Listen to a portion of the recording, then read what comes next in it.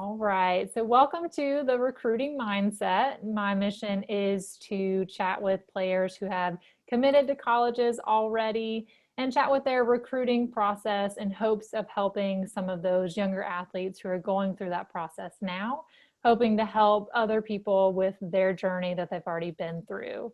So, today I'm sitting down with Nia Nelson. Nia, how are you today? Good. I'm doing fine. How are you? I'm doing well. Well, thank you so much for taking the time to chat with me today. First, let's do a little bit of a warm up. I guess let's call it like our layup line, for example. So, give me some information about what sport you play, what school you are currently at, your future school, and any kind of accolades you want to throw in there. Okay, well, my name is Nia Nelson. I play women's basketball. I currently go to Myers Park High School, and I'm going to Howard University, which is in DC, to further my athletic and academic career. And so a few accolades I got, I'll just name the ones that I got my senior year. I got all conference, all state, all district, and I was invited to two all state, all-star games. Awesome, fantastic, and definitely congratulations on a great, successful high school career overall, and definitely a very successful senior season. Well, talk to me a little bit about your basketball journey overall. So, when did you start playing basketball? Has basketball always been your main sport? Any kind of details about your extracurricular journey? Well, I started playing basketball since I was 8. I remember my first team I played for was co-ed, and it was at Hickory Grove, and it was only two girls on the team. And I remember my mom saying, like, "Are you sure you want to play basketball? Like, you don't have to play basketball just because I play." I'm like, "Yes, I'm sure, I'm sure." So that's where it all started. I did also play soccer in elementary school, and I also played volleyball in elementary school and middle school. But towards my ninth grade year, my mom was like, "You're just gonna have to pick one because once you get to high school, it's every sport is now all year, so you're not gonna have time to do both." Hmm. And so you mentioned your mom played basketball too. So, how did she feel about you deciding on basketball at that point in high school? Um, I think she was happy. She was really happy, but she wanted me to be like independent and like take my own road and not try to like follow her completely how she lives her college life, I guess. Gotcha. Absolutely. So, when in your basketball career did you know and realize, hey, I think I can actually take this to the next level? So I think maybe around my 10th grade year, I started getting a lot of letters in the mail about going to a lot of college camps, and a lot of college coaches came to Myers Park to watch us practice. So when I started going to camps and like actually talking to coaches, going on visits, I think that was the moment where I was like, okay, I have the potential to go somewhere and play basketball at college to the next level. Hmm. Awesome.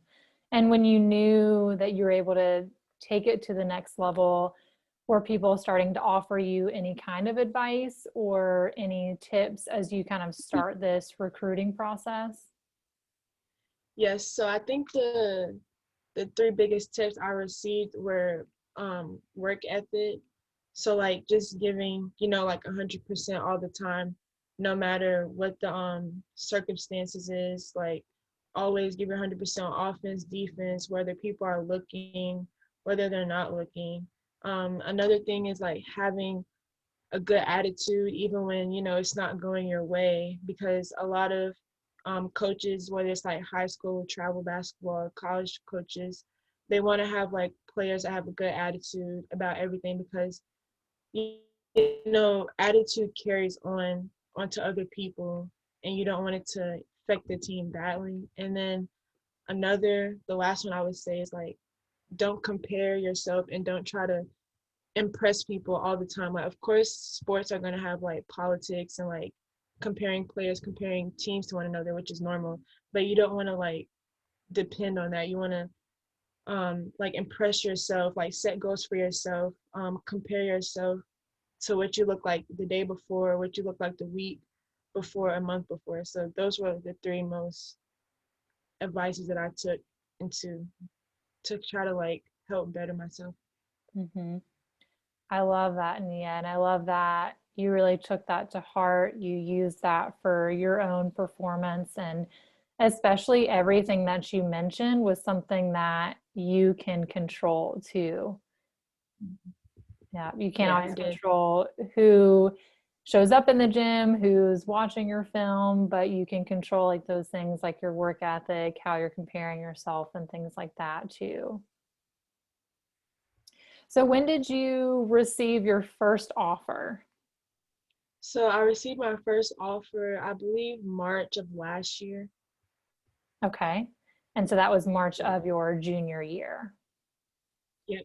So it's like really late in the process, and I was kind of like downing myself a little bit, like like why am I not getting offers sooner? But I just had to like have confidence in myself and just keep going because the process wasn't over. I still had one more year left to play. So Hmm. Hmm. Do you mind sharing who that first offer was? yeah, it was Howard. Okay, awesome, awesome.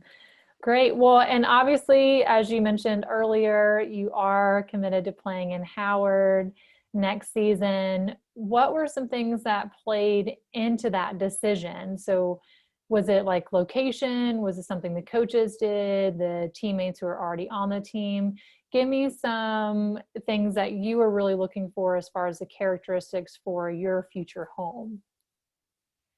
So one of the biggest things were location because I didn't want to necessarily stay in North Carolina because I've been here for 18 years of my life and I wanted to, get a feel of a different environment. But I wanted it to be close enough where my family could travel there in a day or so they can like, come and see me. So that way it's not like so far where I can't see them. I only get to see them like once a year. Another thing I would say is like what type of majors they had. So I want to major in biology, and they do have a good biology program there. So that took a big part of it. And then another part, just like how the coaches treated me. They would text me, call me, FaceTime, and one thing that I really did like is that our conversations weren't always about basketball. They would always ask me how my family was doing. Um, like what other things were just going on in my life, just like a regular normal conversation. Hmm. Yeah, and they were wanting you to come as more of just Nia Nelson, the athlete. They were taking in who you are as an individual, as a daughter, as a friend. So absolutely, and obviously that Yep. speaks to the values that you have, right? Hmm. Yep. Awesome. Well, when did you officially decide to commit to Howard? So I committed May of last year, so like 2 months after the offer. Okay.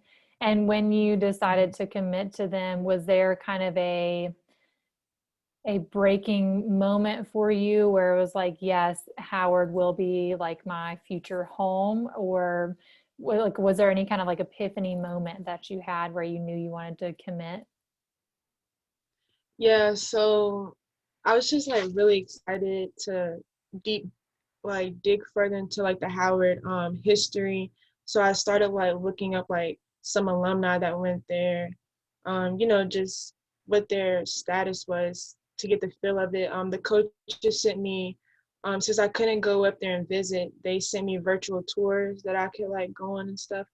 So I think that was what really got me like now that I'm like getting older, like once people or players start getting older, you start to look at it more educationally instead of sports wise, I guess you could say.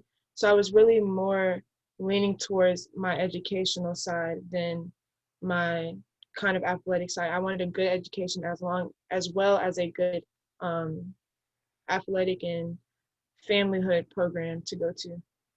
Hmm. Awesome. And you mentioned wanting to major in biology, do you have any specific career paths that you think you want to take from that? So I know I want to become a surgeon. Leaning towards an orthopedic surgeon since that still has to do with sports, and I love sports. I don't want to never go away from sports, so leaning towards orthopedics. Awesome.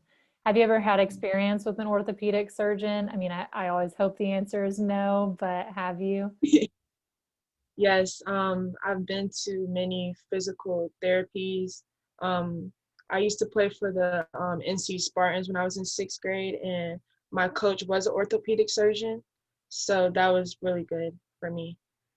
Yeah, yeah, that's a great kind of foot in the door story where you can say, like, this actually sounds like a cool career opportunity. And just as we've mentioned before, it's like you are a basketball player, but you are so much more than that too. So kind of having an idea of what you want to do, knowing what you want to major in is definitely a good way to look at schools as well.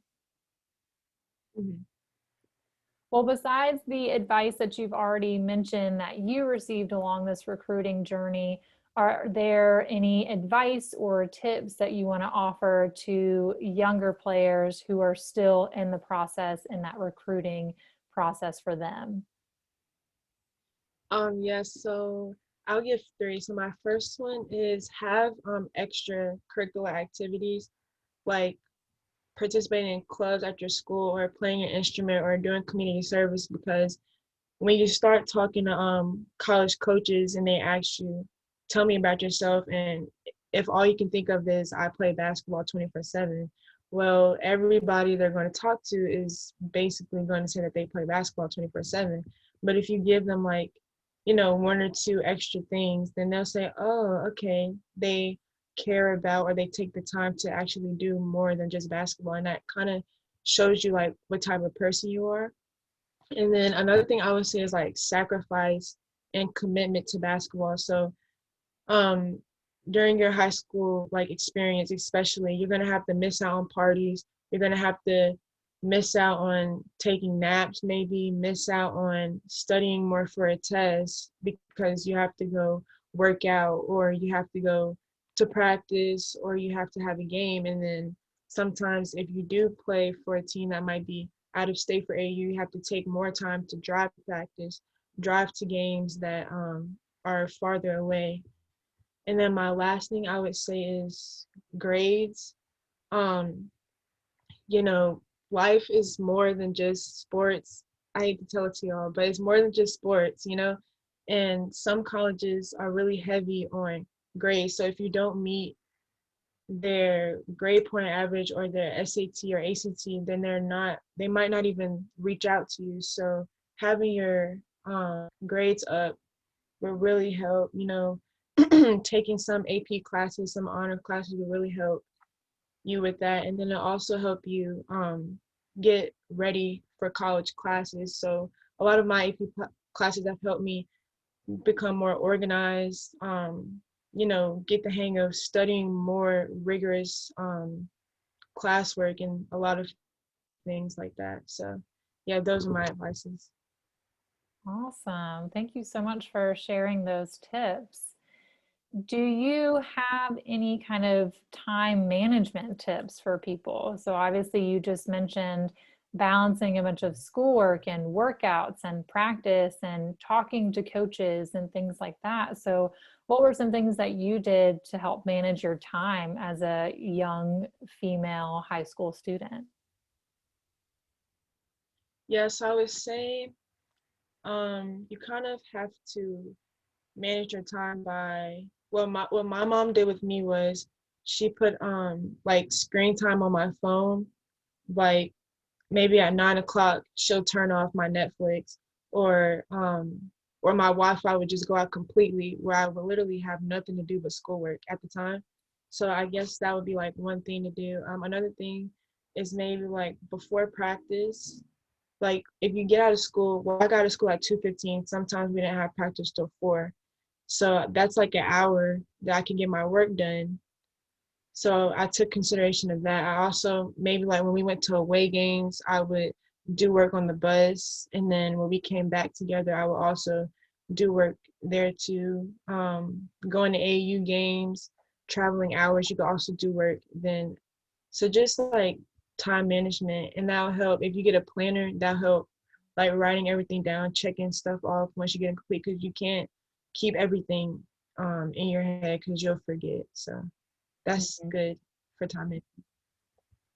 Absolutely. And I think using all those tips that you just mentioned will definitely help you be successful in college as well, because your plate will always be full too with classes and social life and basketball, workouts, study halls, things like that too. So I love that you already have a good foundation of time management. And even if your mom has a little bit of influence on that, I think she's definitely teaching you some valuable life skills. So that is fantastic.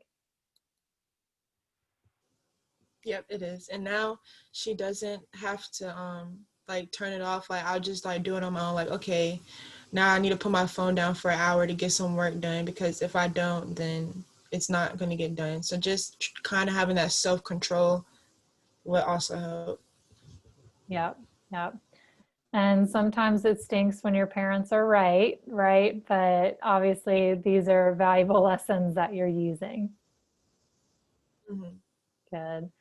Well, Nia, thank you so much for taking the time to chat with me. If people want to follow along with you on your journey, where can they find you on social media?